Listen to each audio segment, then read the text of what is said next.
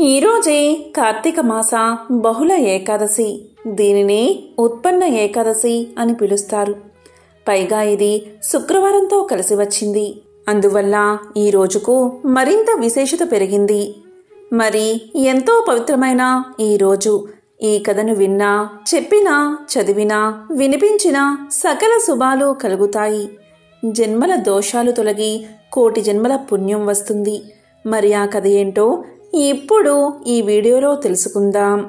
ఒక ధనికుడు తన ఇంట్లో ప్రతిరోజు 1,00,000 మందికి చొప్పున 60,000 సంవత్సరాల పాటు అన్నదానం చేస్తే ఎంత పుణ్యం వస్తుందో, అలాగే వేదాంగ పారంగతుడైన బ్రాహ్మణ శ్రేష్ఠుడికి 1000 గోవులను దానం చేస్తే ఎంత ఫలితం వస్తుందో అంతకంటే 10 రెట్ల పుణ్యం ఈ కథను వినడం వల్ల లభిస్తుంది.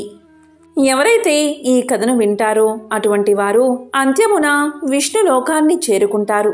తెలిసి తెలియక చేసిన పాపాలు తొలగిపోతాయి, సకల శుభాలు కలుగుతాయి. మరి పద్మపురాణంలో చెప్పబడిన ఆ కథ ఏంటో ఇప్పుడు విందాం. ఒకసారి అర్జునుడు శ్రీకృష్ణుడితో ఇలా పలుకుతాడు: కృష్ణ, పరంధామ, వాసుదేవ, జనార్దన, కార్తీక మాసంలో బహుళ పక్షుల్లో వచ్చే ఏకాదశి పేరు ఏమిటి? ఆ ఏకాదశి యొక్క గొప్పతనం గురించి నాకు వివరించు స్వామి అని వేడుకుంటాడు. అప్పుడు అర్జునుడి ప్రార్థన మన్నించి శ్రీకృష్ణుడు ఇలా చెప్తాడు: ఓ కుంతీనందన, విను. పూర్వం కృతయుగంలో మురుడు అనే రాక్షసుడు ఉండేవాడు. మిక్కిలి భయంకరమైన ఆకారం ఆ రాక్షసుడిది. అంతటి భయంకరమైన ఆకారాన్ని చూసిన దేవతలంతా భయపడి పారిపోయారు. దేవతల్లో మొదటివాడు గొప్పవాడైన ఇంద్రుడు కూడా ఆ రాక్షసుడిని జయించలేకపోయాడు. ఆ రాక్షసుడు 12 మంది ఆదిత్యులను, 8 మంది వసువులను, బ్రహ్మదేవుణ్ణి, వాయుదేవుణ్ణి, అగ్నిహోత్రుణ్ణి, ఇంకా ప్రధానులైన దేవతలను కూడా జయించాడు. అతని ఉగ్రమైన స్వభావాన్ని ఎవరూ సహించలేకపోయారు. పదవిని పోగొట్టుకున్న ఇంద్రుడు కైలాసానికి చేరుకుని జరిగిన విషయాన్నంతా శంకరుడికి ఇలా విన్నవించాడు: దేవదేవా, మా దేవతలందరూ స్వర్గం నుండి భ్రష్టులైపోయారు. భూలోకంలో దరిద్రులై సంచరిస్తున్నారు. మరి మా దేవతల గతి ఏమిటి? ఇక దేవతలంతా స్వర్గాన్ని పొందడానికి ఉపాయం ఏదైనా ఉంటే సెలవియ్యండి అని ప్రార్థించాడు. దేవేంద్రుడి ప్రార్థన విన్న పరమేశ్వరుడు ఇలా పలికాడు: ఇంద్ర, నీకు కలిగిన ఈ బాధను నా వద్ద మొరపెట్టుకుంటే ఏం లాభం? నీవు గరుడధ్వజుడైన శ్రీ మహావిష్ణువు దగ్గరికి వెళ్ళి, అంటే వైకుంఠానికి చేరుకుని నీకు కలిగిన దుస్థితి గురించి శ్రీపతికి వివరించు. అందరూ శరణు వేడవలసింది అతన్నే. జగత్తునంతటినీ పరిపాలించే జగన్నాథుడు ఆయనే అని శంకరుడు చెప్పగా, శంకరుడు ఇచ్చిన సలహా విని దేవతలకు ప్రభువైన ఇంద్రుడు మిక్కిలి సంతోషించి అందరినీ వెంటబెట్టుకుని, అంటే దేవతలందరినీ వెంటబెట్టుకుని జగన్నాథుని నిలయమైన వైకుంఠానికి చేరుకున్నాడు. అక్కడ ఉన్నవారిని శ్రీహరి గురించి ఇలా అడిగాడు. వారు ఇంద్రుడితో ఇలా చెప్పారు: భగవంతుడు పాలకడలిపై పవలించి ఉన్నాడు, ఇక్కడ లేరు అని సమాధానం చెప్పగా, అది విన్న ఇంద్రుడు దేవతలందరినీ తీసుకుని పాలకడలికి చేరుకున్నాడు. సముద్ర మధ్య భాగంలో ఆదిశేషుడిపై పవలించి ఉన్న భగవంతుణ్ణి చూసి చేతులు జోడించి వినయంగా నిలబడి ఇంద్రుడు ఇలా పలికాడు: ఓ కమలనైనా, నీకు నా నమస్కారం. దేవతలందరికీ నీవే దైవం. పూర్వం మధు అనే రాక్షసుడిని చంపి మమ్మల్ని రక్షించింది నీవే. ఈనాడు మురుడు అనే రాక్షసుడు స్వర్గాన్ని ఆక్రమించాడు, మమ్మల్ని తరిమేశాడు. ఈ సమయంలో నీవు నిద్రించడం న్యాయమేనా? ఒకసారి నీ విశాలమైన నేత్రాలతో మా వంక చూడు స్వామి. మా బాధలు నీకు అర్థమవుతాయి, తెలుస్తాయి. ఆ రాక్షసుడికి భయపడిన దేవతలంతా నాతో పాటు నీ దగ్గరకు వచ్చారు. అందరూ నిన్నే శరణు వేడుతున్నారు. ఈ ప్రపంచానికి కర్తవు నీవే, కర్మవు నీవే, కారణం నీవే. లోకంలోని సమస్త ప్రాణులకు నీవే తల్లివి. ఈ ప్రపంచానంతటికీ నీవే తండ్రివి. ఓ దేవా, దేవతలకు ఆపదలు సంభవించినప్పుడల్లా సహాయపడేది నీవే. ఈ భూమండలమంతా వ్యాపించి ఉన్నది నీవే. ఆకాశమంతా నీ స్వరూపమే. సమస్త ప్రపంచానికి ఉపకారం చేసేవాడివి నీవే. నీవే శివుడివి, నీవే బ్రహ్మస్వరూపుడివి. 3 లోకాలను పరిపాలించేది నీవే. నీవే సూర్యుడివి, నీవే చంద్రుడివి, నీవే అగ్నిదేవుడివి. నీవు లేని, నీవు కానిది ఈ 3 లోకాల్లో ఏదీ లేదు. స్వర్గాన్ని మురాసుడు ఆక్రమించాడు. మమ్మల్నందరినీ స్వర్గం నుంచి తరిమికొట్టాడు. దేవతలంతా భయభ్రాంతులై ఉన్నారు. కనుక మాకు అభయాన్ని ప్రసాదించు స్వామి. యోగులకు కూడా దారి చూపే మహాయోగివి నీవు. మమ్మల్నందరినీ అనుగ్రహించమని పదే పదే ప్రార్థిస్తున్నాను. ఈ దేవతలందరూ స్థానభ్రష్టులై వారి వారి పదవులను పోగొట్టుకుని బికారులై దిక్కులేని వారై భూమియందు తిరుగుతున్నారు అంటూ ఇంద్రుడు మహావిష్ణువును ప్రార్థించాడు. అప్పుడు శ్రీ మహావిష్ణువు ఇంద్రుడితో ఇలా పలికాడు. ఓ ఇంద్రదేవా, మీకు ఏ విధమైన భయము లేదు, ఉండదు. నీవు ప్రశాంతమైన మనసు కలవాడివి. నేను అడిగిన ప్రశ్నలకి సమాధానం చెప్పు. ఇంతకీ మీ దేవతలందరినీ జయించిన ఆ మహామాయావి అయిన దానవుడు ఎవరు? అతను ఎక్కడ ఉంటాడు? అతని పేరేమిటి? అతనికి ఎంత సైన్యం ఉంది? అతనికి ఆశ్రయము ఏమైనా ఉన్నదా? ఈ విషయాలన్నీ నీకు తెలిసినంతవరకు వివరంగా చెప్పు. నీవు చెప్పినవన్నీ విన్న తర్వాత ఏం చేయాలో ఆలోచిస్తాను, నిర్ణయిస్తాను అన్నాడు మహావిష్ణువు. అప్పుడు ఇంద్రుడు ఇలా పలికాడు. ఓ భగవంతుడా, దివ్య స్వరూపమైన దేవప్రభువు నీవు. ఎప్పుడూ నీ భక్తులను అనుగ్రహిస్తూనే ఉంటావు. అందులో ఎటువంటి సందేహమూ లేదు. పూర్వకాలంలో నాడీజంగుడు అనే మహారాక్షసుడు ఉండేవాడు. అతను బ్రహ్మవంశంలో పుట్టాడు.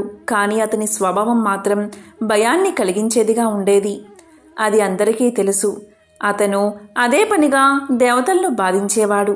అతని కుమారుడే ఈ మురుడు అనే పేరుగల మహారాక్షసుడు. ఇతను చంద్రావతి అనే పేరుగల గొప్ప నగరాన్ని పాలిస్తూ ఉన్నాడు. ఈ మురాసురుడు మహాబల పరాక్రమశాలి, దుష్ట రాక్షసుడు. సమస్త ప్రపంచాన్ని జయించి దేవతలందరినీ స్వర్గం నుండి భ్రష్టుల్ని చేశాడు. స్వర్గాన్ని తన అధీనం చేసుకున్నాడు. అష్టదిక్పాలకులైన ఇంద్రుడు, అగ్ని, యముడు, వాయుదేవుడు, ఈశానుడు, సోముడు, నైరుతి, వరుణుడు వీరందరి బాధ్యతలను అతనే నిర్వహిస్తున్నాడు. అంతేకాదు, సూర్యుని కూడా తొలగించాడు. తానే సూర్యుడై ప్రపంచాన్ని కూడా ప్రకాశింపచేస్తున్నాడు. అదేవిధంగా అతనే మేఘస్వరూపాన్ని ధరించి వర్షాలను కురిపిస్తున్నాడు. ఇంతటి శక్తి సంపన్నుడు దేవతలచే ఏ విధంగా జయించబడతాడు? కనుక ఆ మురాసురుణ్ణి నీవే సంహరించాలి, దేవతలకు జయాన్ని కలిగించాలి అని చెప్పగా అదంతా విన్న మహావిష్ణువు తన పరిపాలనలో అధికారులు తొలగించినందుకు మిక్కిలి కోపాన్ని తెచ్చుకున్నాడు. ఇలా పలికాడు. చూడు దేవేంద్ర, ఆ రాక్షసుడు ఎంతటి బలవంతుడైనా కాని అతన్ని తప్పకుండా నేను వధిస్తాను. మీ దేవతలందరూ మీ మీ ఆయుధాలతో సమరోత్సవాన్ని పొందండి. నాతో పాటుగా చంద్రావతి నగరానికి బయలుదేరండి అని ఆజ్ఞాపించాడు.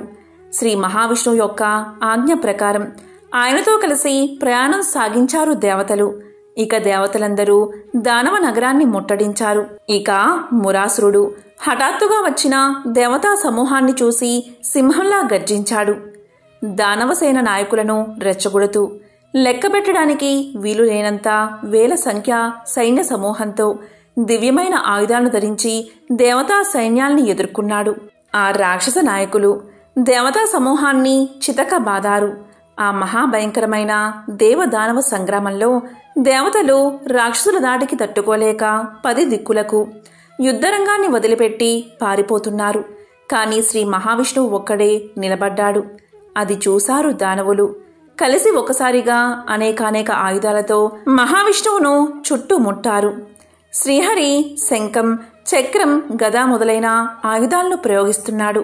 తన దగ్గరకు పరిగెత్తుకుంటూ వస్తున్న రాక్షసుల శరీరాలను చీల్చడానికి తాచుపాము వంటి తీక్ష్ణమైన బాణాలను ప్రయోగించాడు. ఆ యుద్ధ రంగంలో వందల వేల మంది రాక్షసులు మరణించారు. మురుడు ఒక్కడే యుద్ధభూమిలో నిలబడి ఉన్నాడు. శ్రీహరితో మాటిమాటికి పోరు సాగించాడు. శ్రీ మహావిష్ణువు ఎంత గొప్ప ఆయుధాన్ని మురుడు మీదకి ప్రయోగించినా అది మురుడి యొక్క తేజో ప్రభావానికి పువ్వుల్లాగా అతని మీద పడుతుంది. శ్రీ మహావిష్ణువు ఎన్ని శస్త్రాలను అస్త్రాలను ప్రయోగించినా ఫలితం లేకుండా పోయింది. దాంతో శ్రీ మహావిష్ణువు అతనితో బాహుయుద్ధానికి దిగాడు. ఆయుధంతో సమానమైన తన బాహుదండాలతో కోపంతో కూడినవాడే మురుడిని బాదుతున్నాడు. ఈ విధంగా మురుడితో జనార్దనుడు 1000 సంవత్సరాలు యుద్ధం చేశాడు. అయినా అతన్ని జయించలేకపోయాడు. భగవంతుడు పూర్తిగా అలసిపోయాడు. విశ్రాంతి తీసుకోవడం కోసం బదరికాశ్రమానికి చేరుకున్నాడు. అక్కడ హిమాలయ పర్వతాలలో హైమావతి అనే పేరుగల అందమైన గుహ ఒక్కటి ఉన్నది. మహాయోగేశ్వరుడైన జగన్నాథుడు పడుకోవడానికి ఆ గుహలోకి ప్రవేశించాడు. ఆ గుహ 12 యోజనాల పొడవు ఉన్నది. విశ్రాంతికి అనుకూలంగా ఉందని భావించాడు మహావిష్ణువు. ఆ గుహలో హాయిగా నిద్రపోయాడు. నిజంగానే విష్ణువు కూడా ఆ రాక్షసుడికి భయపడ్డాడు. ఆ గుహకు ఒక్కటే దారి ఉంది. నేను అనేక అవతారాల్లో చాలామంది రాక్షసులతో యుద్ధం చేశాను. అయినా వారందరినీ సునాయాసంగా సంహరించాను. ఇతనితో యుద్ధం చేసి నేను పూర్తిగా అలసిపోయాను. నేను యుద్ధరంగాన్ని విడిచిపెట్టి రావడం చూశాడు మురుడు. నా వెనకే వచ్చాడు. మురుడు గుహలోకి ప్రవేశించాడు. నిద్రపోతున్న నన్ను చూసి హృదయంలో ఇలా అనుకున్నాడు: యుద్ధ నీతి ప్రకారం నిద్రపోతున్న వారిని చంపకూడదు అనే నియమం ఉన్నది. కానీ ఇతను నిద్రలేచిన దగ్గర నుంచి మళ్లీ రాక్షస సంహారం మొదలు పెడతాడు. అందుకని అటువంటి ఆపద రాక్షసులకు రాకుండా ఉండాలని మా శత్రువైన ఇతన్ని ఇప్పుడే సంహరించడమే తగిన పని అని నిర్ణయించుకున్నాడు. శత్రుశేషం ఉండకూడదని నిర్ణయించుకున్నాడు మురాసురుడు. దుర్మార్గుడైన ఆ రాక్షసుడు ఆలోచనని ముందుగానే తెలుసుకున్నాడు శ్రీ మహావిష్ణువు. ఆ సమయానికి తన శరీరంలో నుంచి మహా తేజోవంతురాలైన ఒక కన్యను ఆవిర్భవింపచేశాడు. ఆమె దివ్యమైన ఆయుధాలు ధరించింది. దానవ నాయకుడైన మురుణ్ణి జయించడానికి సిద్ధపడింది. ఆ రాక్షసుడు ఆమెను చూశాడు. తాను కూడా యుద్ధానికి సిద్ధపడ్డాడు. ఆ కన్యామణి మురుడితో ఇలా పలుకుతుంది: ఓరి దానవాదమా, నిద్రపోయే వారిని చంపడానికి సిద్ధపడుతున్నావు. నీకు అస్సలు సిగ్గులేదా?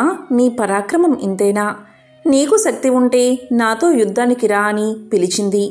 అతన్ని కవ్వించింది. మురుడు వెంటనే ఆమెతో యుద్ధానికి దిగాడు. ఇద్దరి మధ్య భయంకరమైన యుద్ధం జరిగింది. ఆ బాలిక యొక్క యుద్ధ నైపుణ్యాన్ని చూసిన మురుడు ఎంతో ఆశ్చర్యపోయాడు.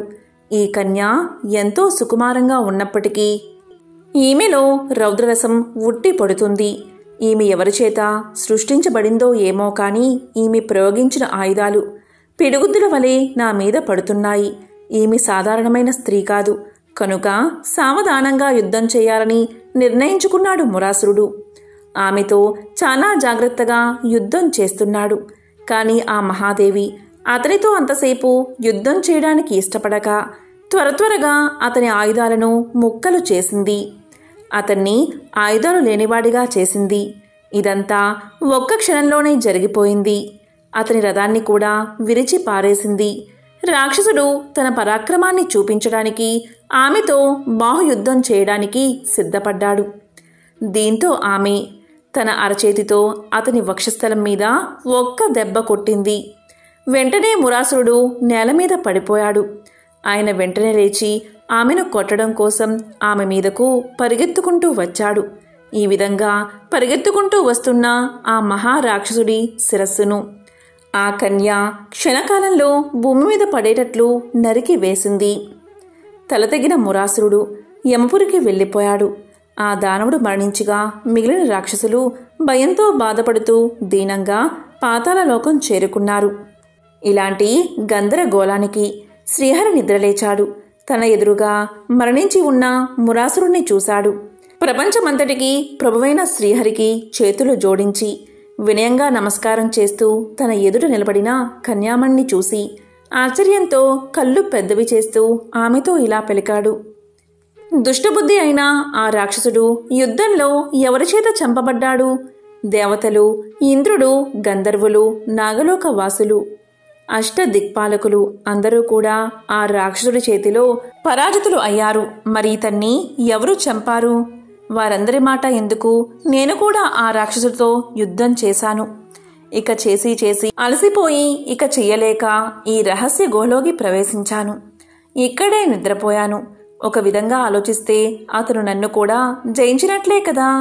యుద్ధరంగం నుండి పారిపోయి వచ్చిన నన్ను ఎవరో దయతలచి రక్షించారు, అతన్ని సంహరించారు అని పలికాడు శ్రీహరి. అప్పుడు ఆ స్త్రీ ఇలా పలుకుతుంది, ప్రభూ, నేను మీ శక్తి విశేషాన్ని, నన్ను చూసి సమస్త శత్రువులు భయపడతారు. నేను మీ అంశచేతనే పుట్టాను. దుర్మార్గుడైన ఆ రాక్షసుడు నిద్రిస్తున్న మిమ్మల్ని చంపడానికి ప్రయత్నించాడు. అతని ఆలోచన పసిగట్టి వెంటనే యుద్ధం చేసి నేను అతన్ని చంపాను. అతని మరణం వల్ల దేవతలందరూ భయాన్ని వీడారు. ఇకపై 3 లోకాల్లోనూ శాంతి, సౌఖ్యం నెలకొంటాయి. సర్వమును హరించేది మీరే. నేను కేవలం నిమిత్తాన్ని మాత్రమే. సమస్త లోకాల్లోనే ప్రాణికోటి భయాన్ని కలిగించే ఆ రాక్షసుణ్ణి 3 లోకాల్ని రక్షించడం కోసం మీ మహాశక్తి అయినా నేనే చంపాను. ఈ విధంగా చచ్చిన దానవుణ్ణి చూసి మీరు ఆశ్చర్యపోవడం చూస్తే నాకు చాలా వింతగా ఉంది. ఇదంతా మీలీలే కదా ప్రభు, నన్ను అనుగ్రహించి చెప్పండి అని కోరింది.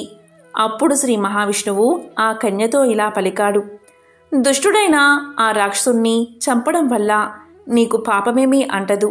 నీవు చేయవలసిన పనిని నిర్వర్తించావు. నేను కూడా ఎంతో సంతోషించాను. ఇతను చంపబడ్డం వల్ల దేవతలంతా ఎంతో ఆనందించారు. సమస్త లోకాలకి ఆనందం కలిగింది. పరమ పవిత్రాలవైన నీవు రాక్షసుని చంపి 3 లోకాలకు, దేవతలకి కూడా ఆనందాన్ని కలిగించావు. అందువల్ల నేను కూడా ప్రసన్నం చెందాను.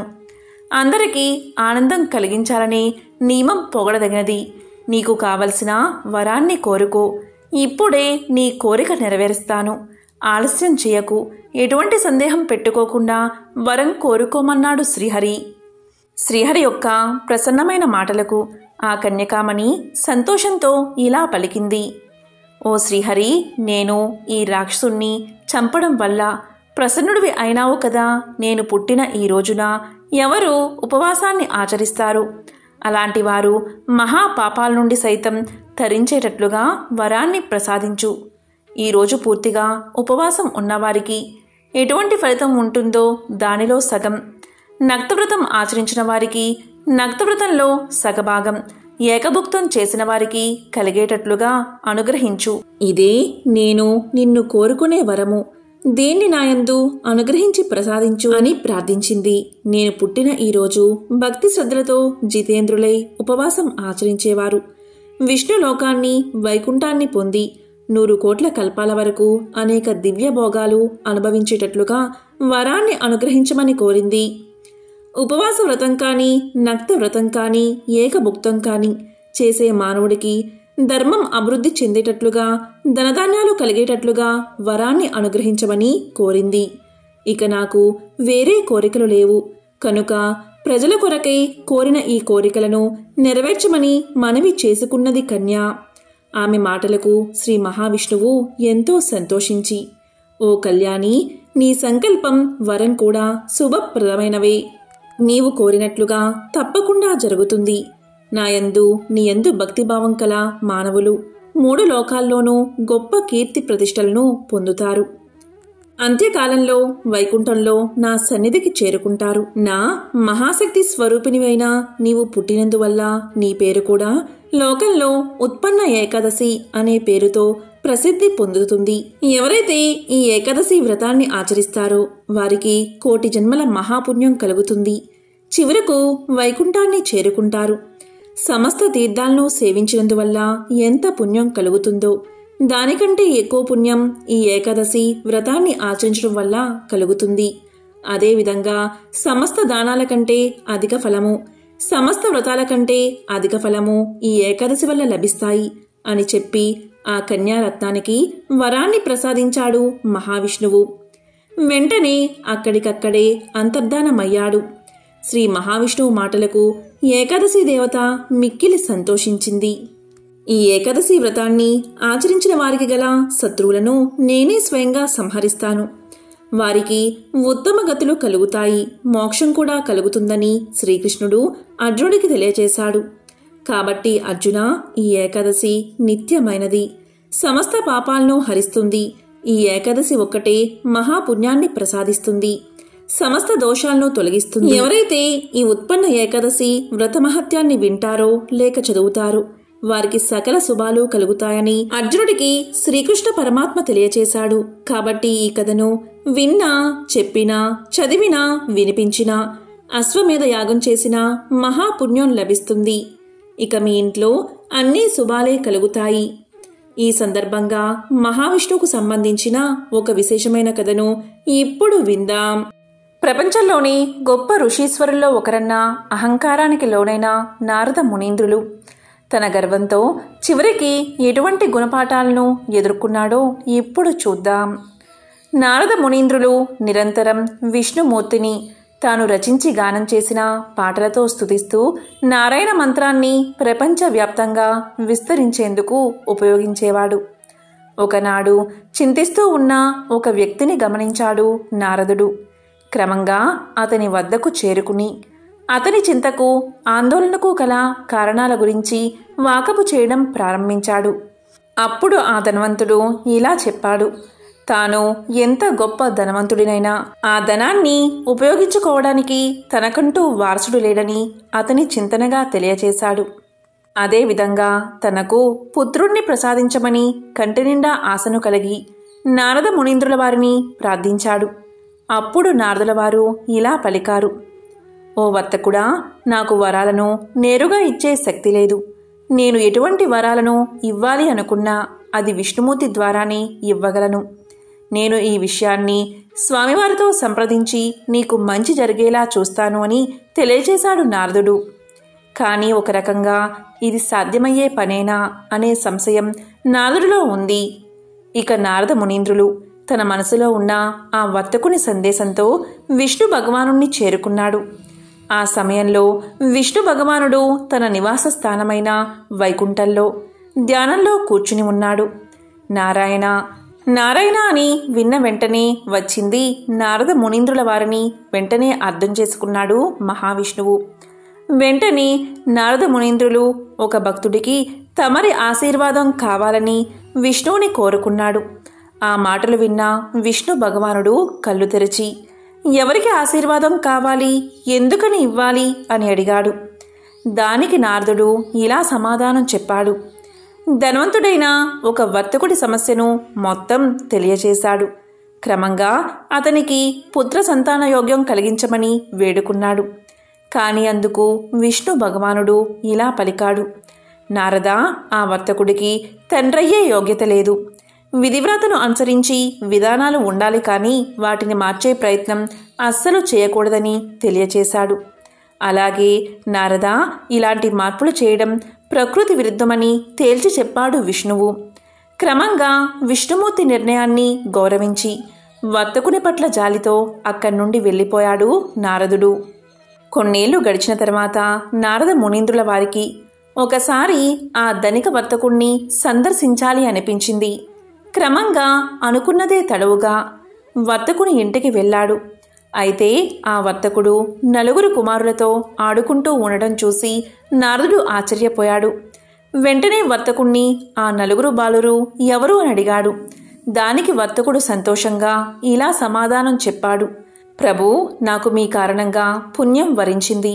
ఈ రోజున మీ ఆశీర్వాదం కారణంగా నలుగురు కొడుకులు కలిగారు అని బదులు చెప్పాడు.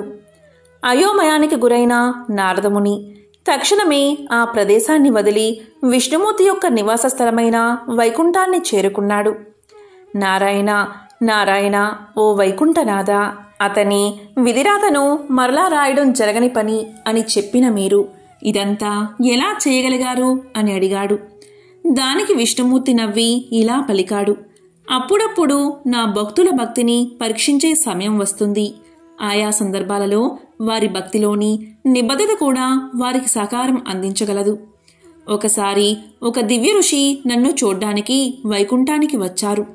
అప్పుడు నేను నా కడుపులో నొప్పితో బాధపడుతున్నాను. నన్ను అలా చూసిన ఆ ఋషి, మీ నొప్పి తీర్చేందుకు నేను మీకు ఎలా సహాయం చేయగలను అని అడిగాడు. అప్పుడు నేను ఇలా చెప్పాను. భూమి మీద ఒక మానవుడి గుండె రక్తాన్ని పొందగలిగితే ఈ నొప్పి తగ్గుతుంది అని. అంతేకాదు, ఇలా కూడా చెప్పాను. ఋషీశ్వరులు మానవుల కిందకు రారు, వారు దైవంతో సమానం. అతని రక్తం ఏమాత్రం ఉపయోగపడదు. కావున కేవలం భూమి మీద ఉన్న మానవుడి రక్తమే నా సమస్యకు పరిష్కారమని తేల్చి చెప్పాను. క్రమంగా మానవ రక్తాన్ని సాధించడంలో ఆ ఋషీశ్వరుడు ప్రపంచవ్యాప్తంగా తిరగడం ప్రారంభించాడు. దేవుడికి మీ రక్తం అవసరమని, అతని కడుపులోని బాధను తీర్చేందుకు మీ సహకారం అవసరమని ప్రతి ఒక్కరికి చెప్పాడు. కానీ దీని పట్ల ప్రజలు విశ్వాసాన్ని చూపలేదు. క్రమంగా ఆ ఋషి మీరు నాకు చెప్పిన అదే వర్తకుడి దగ్గరకు చేరుకున్నారు. వర్తకుడు కేవలం తనను దైవఋషి అని మాత్రమే గుర్తించకుండా అతన్ని నమ్మాడు కూడా. కత్తితో తన ఛాతిని పొడుచుకుని అతను కోరుకున్న విధంగా 4 చుక్కల రక్తాన్ని అందించాడు.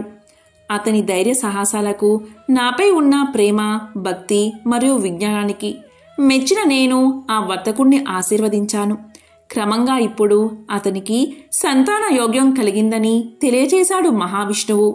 క్రమంగా నారదముని విష్ణుమూర్తి అందరినీ ఒక కంట గమనిస్తూనే ఉంటాడని, మరియు ఆయా వ్యక్తుల పాపపుణ్య ఫలాలను, భక్తి ప్రపత్తులను, నిబద్ధతను ఉద్దేశించి వారి కోరికల సాధ్య అసాధ్యాలు ఉంటాయని గ్రహించాడు. మనిషి తన కష్టం తాను చేసినప్పుడే దేవుడి ఆశీర్వాదాలను కోరుకునేందుకు కూడా అర్హత సాధించగలడు. ప్రయత్నశూన్యంగా దేవుణ్ణి ప్రార్థించి వరాలను ఆశించడం మూర్ఖత్వమే అవుతుంది.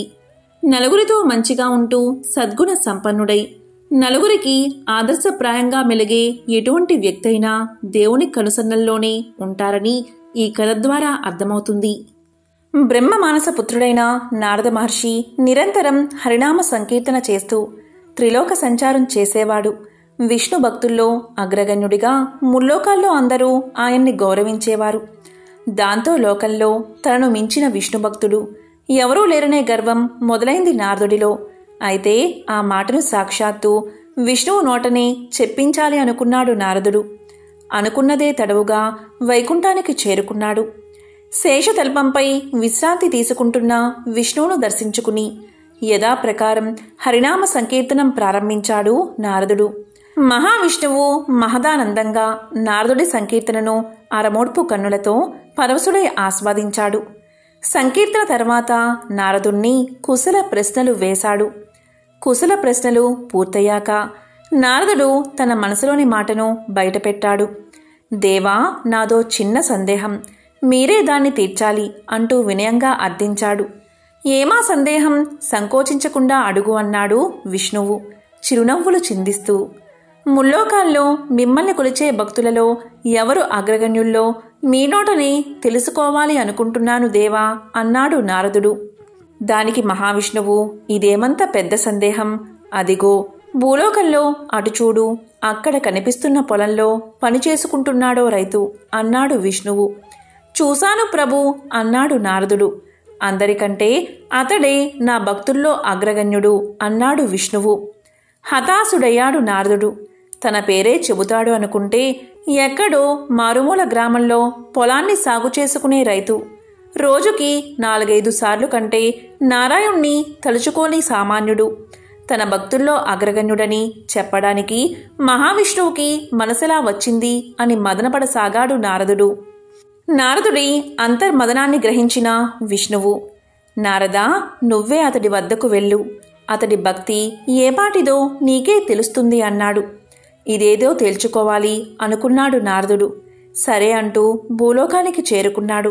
నేరుగా ఆ రైతు ముందు ప్రత్యక్షమయ్యాడు. తన ఎదుట సాక్షాత్తు నారద మహర్షి ప్రత్యక్షం కావడంతో ఆ రైతు పరమానంద భరితుడయ్యాడు. అయ్యా, మహావిష్ణువు ఎలా ఉన్నారు? వైకుంఠంలో ఆయన క్షేమమేనా? అభాగ్యుణ్ణి, ఎప్పుడో తప్ప ఆయన్ని తలుచుకునే తీరికే ఉండదు నాకు. మీ దర్శనంతో సాక్షాత్తు విష్ణువుని చూసినంత ఆనందం కలుగుతుంది అంటూ నారదుడికి అతిథి మర్యాదలు చేశాడు. నారదుడు తిరిగి బయలుదేరే ముందు, అయ్యా, చిన్న కోరిక అన్నాడు ఆ రైతు. ఏంటో చెప్పమన్నట్లుగా చూశాడు నారదుడు. ఒక కుండలో పాలు తెచ్చి ఇచ్చాడు రైతు. అయ్యా, నా కానుకగా ఈ పాలకుండను వైకుంఠానికి తీసుకువెళ్ళి విష్ణుదేవులకి నివేదించండి అన్నాడు రైతు. అప్పుడు నారదుడు అదెంత పని అంటూ పాలకుండ తీసుకుని వైకుంఠానికి బయలుదేరాడు. అయితే పాలు ఎక్కడ తొనిగిపోతాయో అనే భయంతో జాగ్రత్తగా కుండను పొదివి పట్టుకున్నాడు. మొత్తానికి ఎలాగోలా వైకుంఠానికి చేరుకుని విష్ణువును దర్శించుకున్నాడు. రైతు ఇచ్చిన పాలకుండను అందించాడు. దేవా, ఆ రైతుకు ఎప్పుడో తప్ప మిమ్మల్ని తలుచుకునే తీరిక ఉండదట. రోజుకు ఏ 4-5 సార్లో తలుచుకుంటాడట అన్నాడు ఫిర్యాదు చేసినట్లుగా. ఈ పాలకుండను తెస్తున్నప్పుడు నువ్వు నన్ను ఎన్నిసార్లు తలుచుకున్నావు అని ప్రశ్నించాడు విష్ణువు. ఒక్కసారి కూడా తలుచుకోలేదు. నా దృష్టి మొత్తం పాలకుండపైనే ఉంది. పాలెక్కడ తొణికిపోతాయో అనే ఆందోళనే నా మనసంతా నిండిపోయింది అని తలదించుకుని బదులిచ్చాడు నారదుడు. రోజంతా శ్రమిస్తూ ఉన్నప్పటికీ నన్ను మర్చిపోకుండా రోజుకు కనీసం 4-5 సార్లు అయినా తలుచుకుంటున్నాడు కదా ఆ రైతు అన్నాడు విష్ణువు. ఆ మాటతో నారదుడి గర్వం నశించింది. ఆ రైతు తనకంటే ఎందుకు గొప్ప భక్తుడో అర్థమైంది. ఎంతో పవిత్రమైన విశేషమైన ఈ ఉత్పన్న ఏకాదశి రోజు ఈ కథలను విన్నా, చదివినా, చెప్పినా, వినిపించినా సకల శుభాలు కలుగుతాయి. జన్మల దోషాలు తొలగి కోటి జన్మల పుణ్యం వస్తుంది. ఓం నమో నారాయణాయ. ఓం నమో భగవతే వాసుదేవాయ.